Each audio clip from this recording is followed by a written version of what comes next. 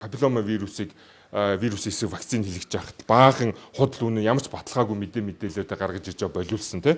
За үүнийх нь үр тий сөрөг нөлөөг бид нар өнөөдөр ингээд амсаа сууж байна тий.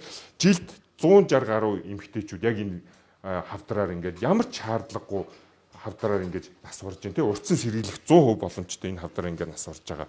За эдгээр зүйл дээр бол бид нар ингээд тагнуулын ерөнхий газарт албан тоотоор бол хандсан байгаа.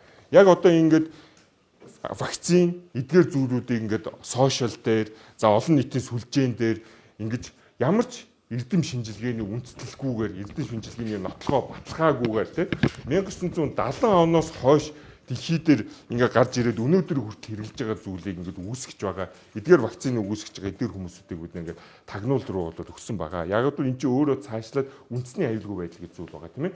Үндэсний аюулгүй байдал гэдэг зүйл дээр эн чинь тулгуурлаад ингээд явж. Одоо жишээлбэл зарим зүйлүүд чинь нэг 80 90 мянган дагагчтай хүмүүс гарч ирээл эн чинь тийм байна болохгүй байна нэг одоо тийм үргүүдл үүсгэж जैन за даас нь үхэл үүсгэж जैन гэдэг чинь дандаа ийм худал мэдээлэлүүд гарч байна.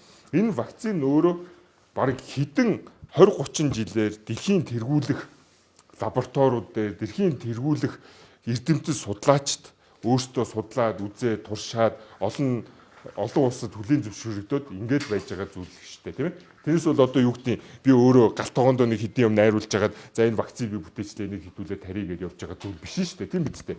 За тийм байгаа учраас энэ зүйл яаж байгаа. За одоо яг энэ вакцины эсэргүүцэж байгаа олон нийтийн эсрэг буруу мэдээллийг түгээж байгаа эдгээр хүмүүсүүдийг бол бид нар шууд тагнуулын ерөнхий газарт бид нар 2 сарын 24-нд ингээд албан ёсны албан тоотоор ингээд хургуулсан байгаа.